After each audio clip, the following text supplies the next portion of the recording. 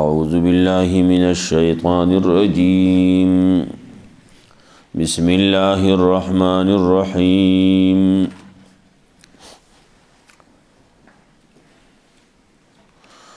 ألف لام ميم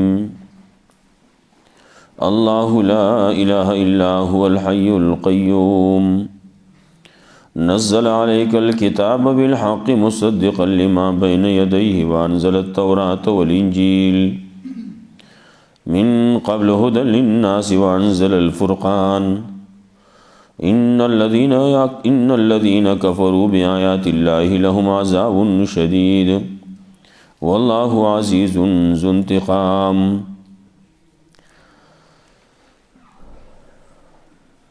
سورة آل عمران مدنی سورت تے نازل شوه دے رستو د سورت انفال نا.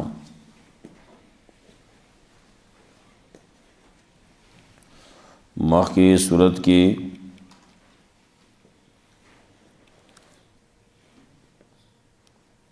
عمومی خطاب د یہودیانو سرا، نو دلتا دی سورت کی عمومی خطاب بی نصرانیانو سرا.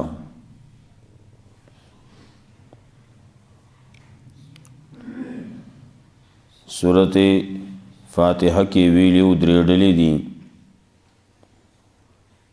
یو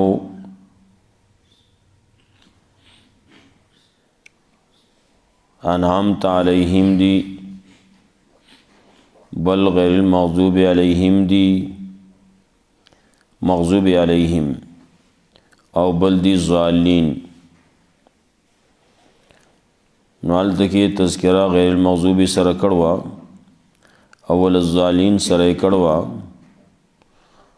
چې نیکانو سره مونږه شمار کی او د دغه مغضوب علیهم سره مونږه مشمارې او ظالینو سره مونږه حساب مشمارې. بیا سورت بقره کې مختصر ابتدا کې د دریوډلو تذکرہ وشوا، نو بیا تفصیلی داغي مغضوب علیہم چی دی یہودیان دی، نصرانیان دی، ورپسې منافقان دی. نو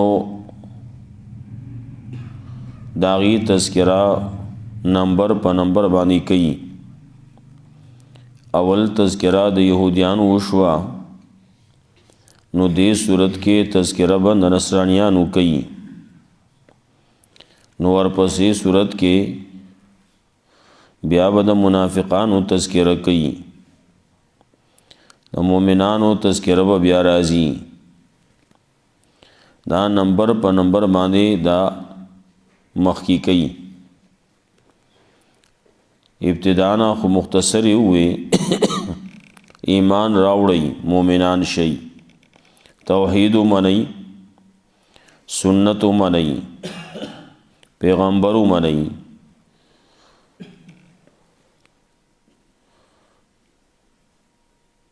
د مومنانو تذکرہ خو مختصر دا کیږي، زیب زیبانی دارازی یوازی دانا چې په دې صورت کې خالص د یهودیانو تذکرہ وا، بلکې عمومی خطاب یهودیانو تو، یا بنی اسرائیل یا بنی اسرائیل سوز ذکر کو. وزدے کې دې صورت کې تذکرہ با عمومی طور باندې نصرانیانو سره ای. مخی عجز د یهودیانو ذکر کو چې هغه خیزان نیولې وو د بنی اسرائیلو، دا هغه عجز ذکر کو او وی تذکرہ وکړه چې دا خو کفر دی. نو په دې صورت کې عجز د الہو د نصاراو به ذکر کړي چې هغه عیسی علیہ السلام دی، مریم علیہ السلام دا، هغه معجزو.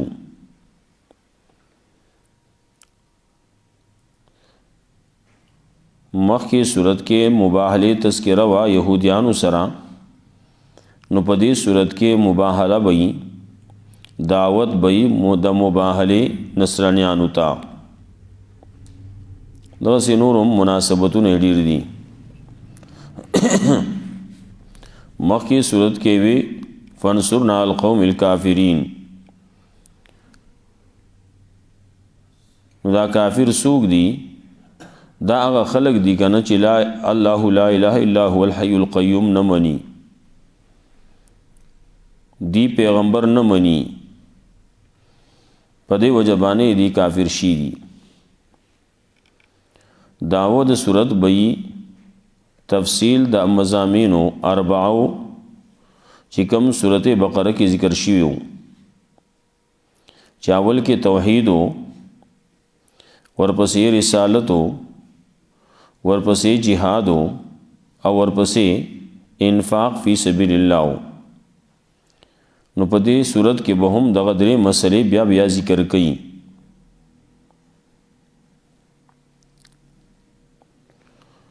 صورت چونکه د مخکی دعوت د صورت دغه شوا، نو تقسیم د صورت خلاصه د صورت چونکه د مخکینی صورت نه لګړې مختصر ده، دیو جنا د دې درې حصے دي.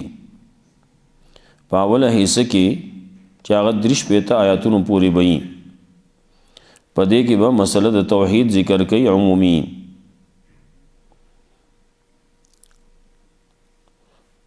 دویمه حصہ به بیايي د 3 نورستو د 101 آیات پورې، او په دې کې مسله به ذکر کوي د رسالت،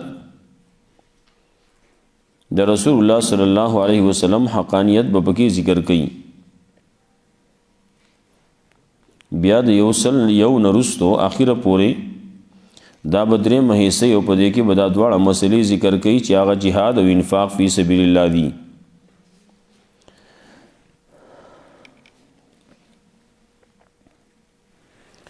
نو اولنۍ حصہ په دې کې اولنا مسله توحید دا، پاغه باندې عقلی نقلی وحی دلائل دي. تخویف اخروی دی پکې دا غچا د پاره چې هغه مسله نه مني، مسله د توحید نه مني. رد دی په عقیده د نصرانیانو باندې، خبر رستو راضی بیا.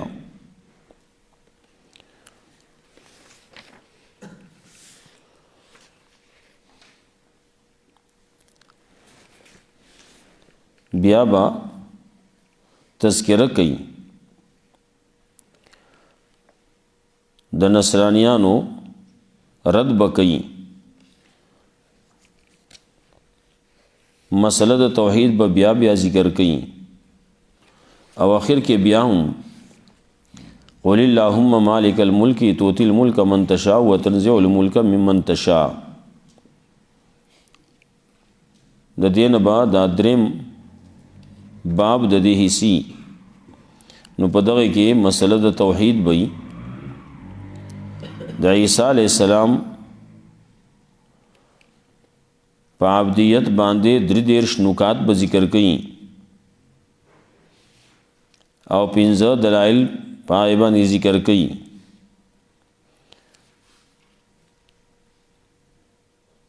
عیسی علی السلام د احتیاج خبره وکړي،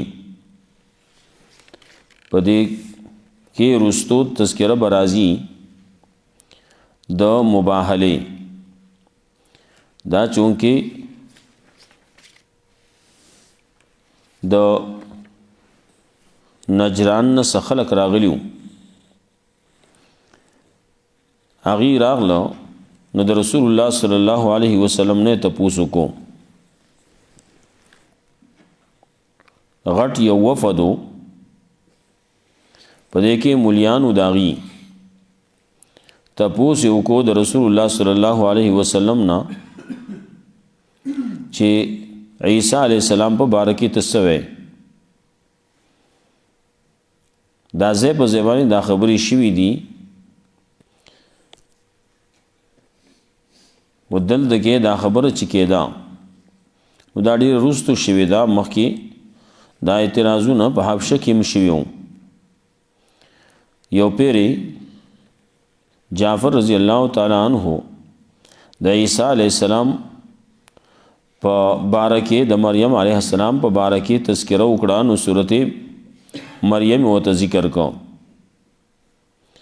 سورت مریم نازل شو ناغه ورته وی بادشاہ د ځمکې نه یو وړوکی غوندکې څه خزله غوندکې راچوته کړه وی چې د دې په مقدار باندې د عیسی علیه السلام شان ښکته کړی نه دی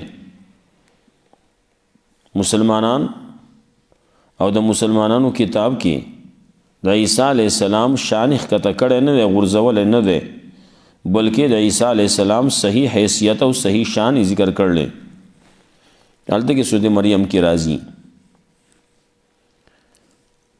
دغسې بلې هم تذکره کړوه جعفر رضی الله تعالی عنہ دو بیانونه کړي ولته کې او د قرآن کریم دا آیاتونه ورته ویلي دیو جنا هغه بادشاہ مسلمان شو او بیا وروسته چې کله هغه وفات شو اصحامه ابن بابری نو رسول الله صلی الله علیه وسلم د هغه غایبانه جنازه کړوا د رسول الله صلی الله علیه وسلم په زندګۍ کې د سینه چې چرته دوه تنه مړو رسول الله صلی الله علیه وسلم په زندګۍ کې ډېر شي صحابه وفات شوي دي په سونو صحابه د چا د دوو نه علاوه د بل چا جنازه غایبانه رسول الله صلی الله علیه وسلم نه د کړي یو دغه اصحاب ابن بابری وو چې داغه جنازه کړوا او دویم معاویه ابن معاویه وو چې هغه وفات شو رسول الله صلی الله علیه وسلم په سفر کې وو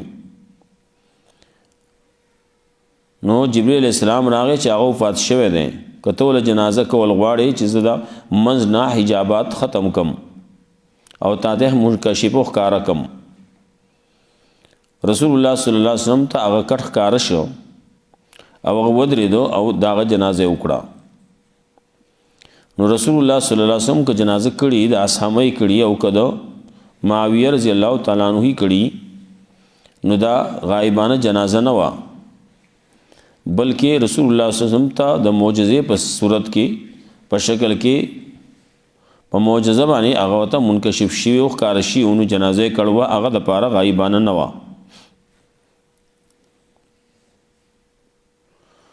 نور ډیر شی په سونو صحابه وفات شوي دي د نور چا جنازه رسول الله صلی الله علیه وسلم نه د کړي غایبانه بلکې جنازه کې زمونږ د پاره منګه دا وایو چې جنازه هغه به مړی کټ د به حاضرین او البه جنازه کول کیږي نور خلق سلیګیا دي زمونږ دی دغه دو دلایل نسی زمونږ سره نور دلایل مشتي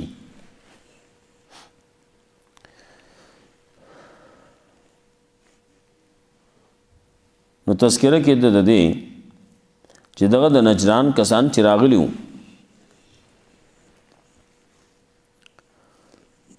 نو هغې تپوس وکړو چې د عیسی علیه السلام په باره کې څه وی رسول الله صلی الله علیه وسلم ورته وی عبد الله ورسوله چا د الله بنده او د الله رسول دی چې دا خبره واورېده نو داسې لکه خلک خبره کوي په لکۍ چې ولخ پکې دی تاو شو او ډېره بده یې وګڼله تا هغه ته عبدالله وی د الله بنده ورته وی د الله رسول ورته وی هغه الہ و هغه ابن الله و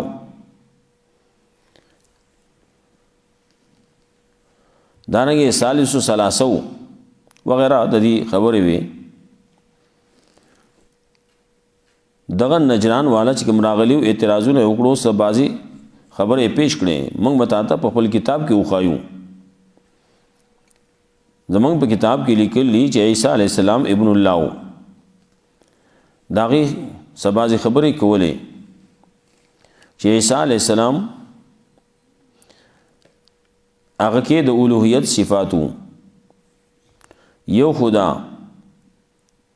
چې عیسی علیه السلام بغیر پلار نه پیدا و، چې بغیر پلار نه پیدا و نو پلار یې څوک و؟ خو الله و که نه؟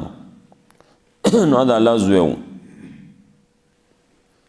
دویمه خبره دي دا کوله چې عیسی علیه السلام به د الوهیت کارونه کول. مادرزاد د مور نه چې ړون پیدای نه هغه باندې به لاس راخ کودو، هغه به جوړ شو، بینا بشو، سترګې به کولاو شوې، دا ړانده به جوړول. بل دا چې مړی به ژوندي کول، نو مړی ژوندي کول خو د الله کار دی. نو دا مړی چې څوک ژوندي کوي نو د هغه به څوک کي؟ خو د الله صفات به پکې. نو عیسی علیه السلام د الله زوی دی. دا بعضې خبرې وکړې. دی ناسو چې تقریبا سلپاسه اتیا آیاتونه نازل شو، دا ابتدایي. بیا دی له دعوت ورکړی شو رستو مباهلې چې راشي مباهله وکړي. نو دی ته خو پته لګېدل وه چې دا سړی رښتیا پیغمبر دی، او چا چې د پیغمبر سره مباهله کړله نو هغه د ځای نه پاسېدلی نه دي بیا، بلکې په ځای باندې تباه شوي دي. نو دی مهلت غوښتو چې موږ له یوه ورځ مهلت راکا، وروستو د هغې تذکره راځي. نو مهلت یې غوښته او د شپې شپې لاړل وتښتېدو.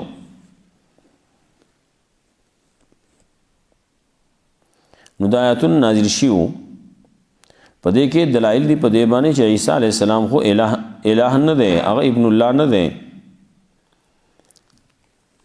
یو خبره دا پیش کړه چې الله لا اله الا هو،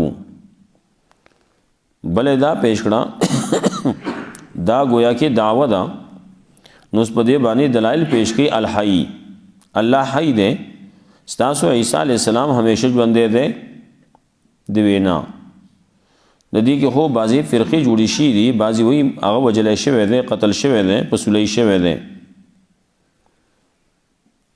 چې پسولی شو، قتل شو، خو مړ شو، او الله باندې مر نه راځي، هغه همیشه ژوندی دی. دویم دا ده چې القیوم نظام چلوونکی الله دی.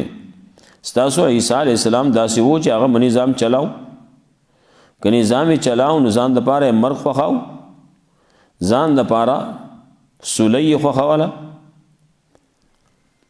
نو هغې باندې رد وشو په دغې باندې.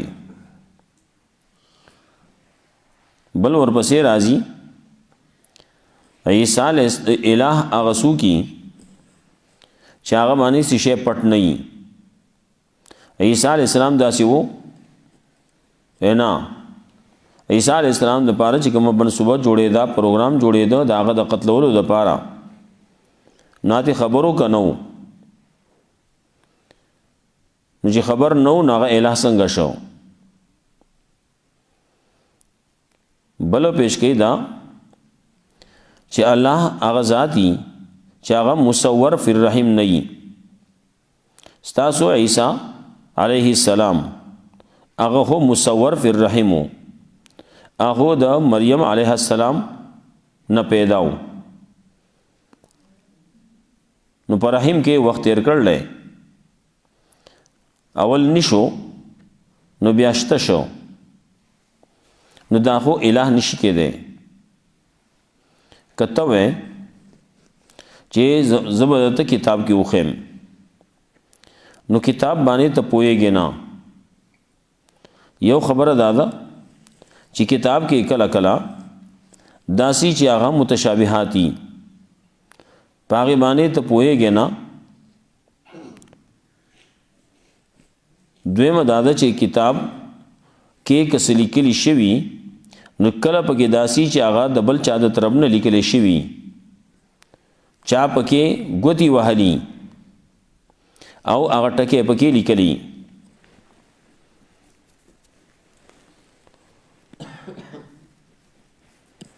نو دا بعضی اعتراضونو جوابونه هغه په دې شکل باندې په دې طریقې باندې کوي ناول نووي الف لام میم دې سورۃ آل عمران مبارکي وی چې کله چا دا اول وستو نو دا سیدا د کوم شپې اول وستو لکه وسکین وتا دا سورۃ آل عمران اول ولې نو دا سیدا لکه ثابت شپه چې د عبادت کی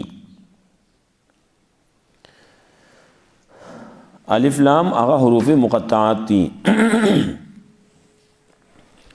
الله لا اله الا هو الله غزاد ته نشته لا د عبادت سوا دا غنه بل نشتی دغه یک یو د ذات ته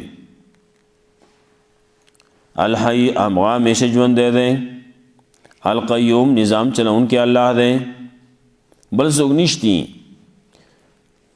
دا الله نه سوا د نور خلق کو ته ژوند دي هوس ژوند دي نور پسې مرګ راځي یا وس خو ژوند دی خدا مسبوق بلا آدم دی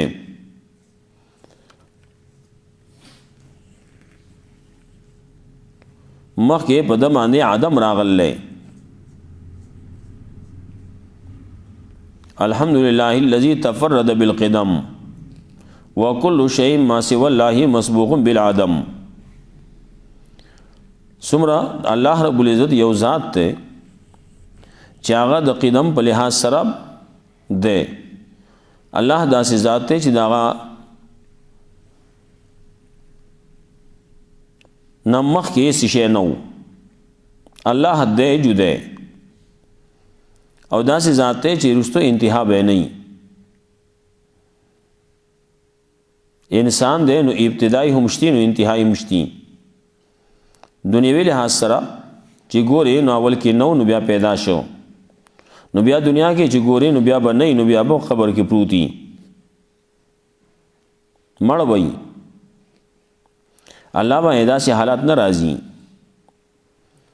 نو الله لا اله الا هو الله غزاد ته نشته لایق عبادت نشته مشکل کشا پر یاد رس حاجت روا نشتی الا هو ما سوا د الله نه هغه یو ذات ته چې هغه مشکل کشا دی هغه پر یاد رسته هغه د عبادت لایق دی څومره صفاتونه د الله دی هغه ټول په الٰه کې راجم کا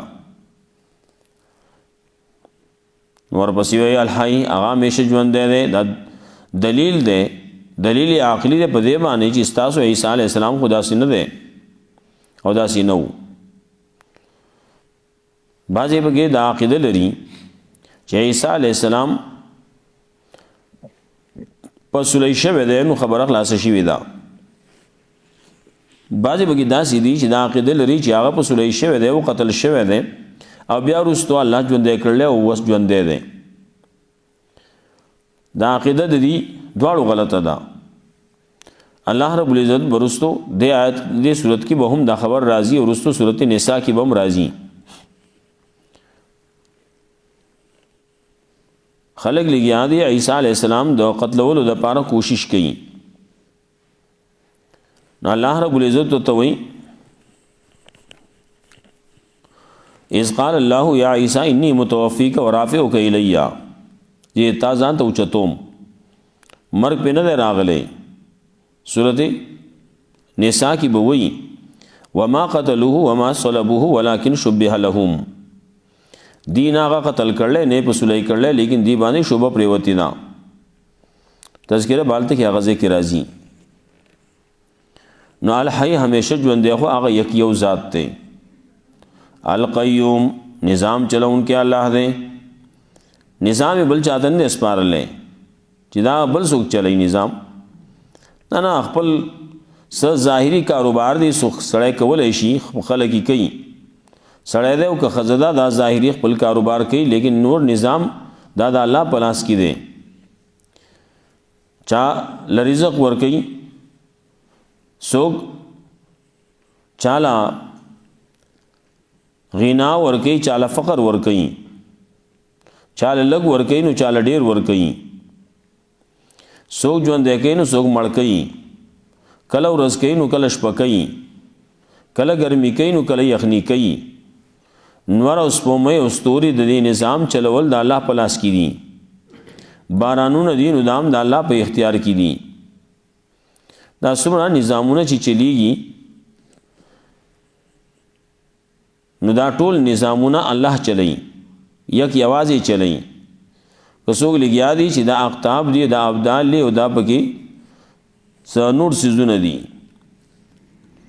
او دی دا نظام چلئی. نظام چلول دا صرف یو د یو د الله کار دی. بس خلقو له نور نمونه جوړ کړلی او نور سیزونه نور خلقو ته کارونه والا کړلی، بل چاته دي چې کار والا کو خلار خراب شو.